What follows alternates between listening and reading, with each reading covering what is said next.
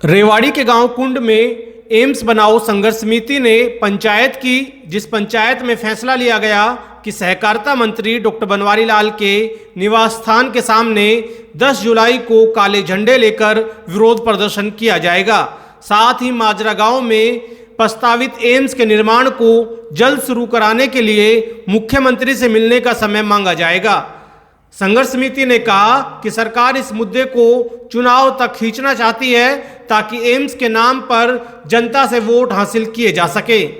आपको बता दें कि एम्स बनाओ संघर्ष समिति ने इलाके में एम्स बनाने की मांग को लेकर लंबे समय तक आंदोलन किया था, जिसके बाद बीजेपी की पहली योजना में रेवाड़ी के मनेठी गांव में एम्स बनाने को मंजूरी मिली थी, लेकिन यहां फॉरेस्ट एडवाइजरी कमेटी ने उक्त जमीन पर आपत्ति जता निर्माण पर रोक लगा दी थी, जिसके बाद माजरा गांव के ग्रामीण अपनी मर्जी से सरकारी रेट पर सरकार को जमीन देने के लिए राजी हुए थे।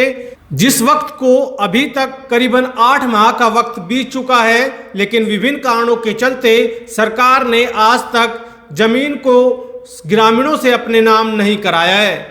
फिलहाल माजरा गांव में 210 एकड़ जमीन एम्स के लिए चिन्हित की गई है, जिसे भू मालिकों से सरकार ने अपने नाम कराकर निर्माण कार्य शुरू कराना है।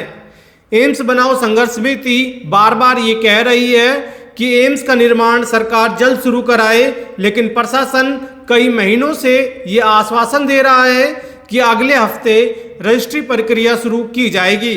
स्थानीय विधायक एवं सहकारिता मंत्री भी इस तरह का बयान कई बार दे चुके हैं, जिन्होंने एक बयान में तो ये कहा था कि एम्स बनाओ संघर्ष समिति का एम्स निर्माण में कोई योगदान नहीं है, वो तो उंगली कटाकर शहीद होना चाहते हैं।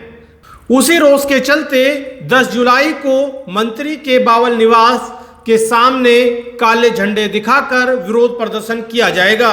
संघर्ष समिति का कहना है कि 9 जुलाई तक मंत्री अपनी गलती मान ले, वरना 10 जुलाई को धरना प्रदर्शन किया जाएगा।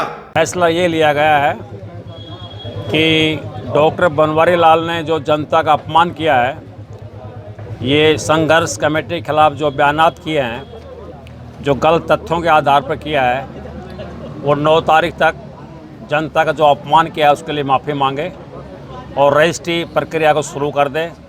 अगर 9 तारीख तक ये प्रक्रिया शुरू नहीं होती है तो 10 जुलाई को बावड़ में उनके आवास के ऊपर ये एम्स संघर्ष समिति के बैनर के नीचे काले झंडों के साथ एक विक्षोभ प्रदर्शन आयोजित किया जाएगा। और ये फैसला लिया गया है कि आज संघर्ष कमेटी माननीय मुख्यमंत्री को एक पत्र लिख करके और इसमें एम्स निर्माण की प्रक्रिया को शुरू करने के लिए उनसे समय मांगेगी।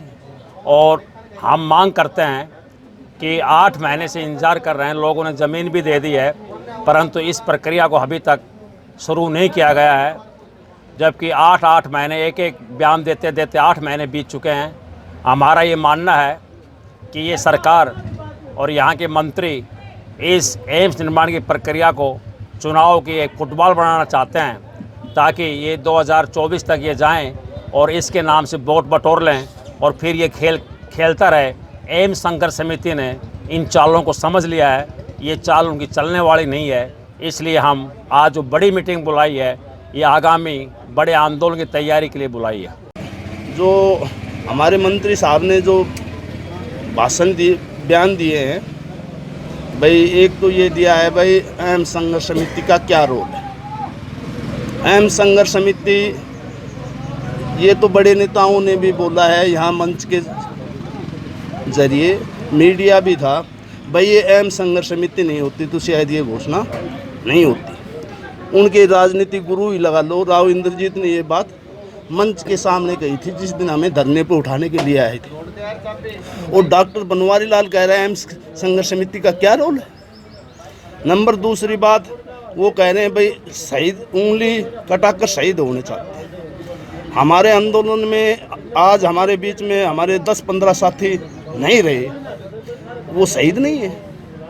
और शहीद की परिभाषा क्या होती है, मैं मंत्री साहब से पूछना चाहता हूँ, भाई शहीद तू हक के दिखा दे, हम तो उंगली कटा रहा सर। शहीद की परिभाषा क्या है, आप हक के दिखा दो या आप पे सारी एम्स बन जाए, सबकी भेज जाए। और 9 तारीख तक या तो अपनी जो बयान दिए हैं इनको मीडिया के जरिए अपनी गलती मानने, नहीं 10 तारीख को उनके मंत्री जी के घर पे काला झंडा लेकर प्रदर्शन करें।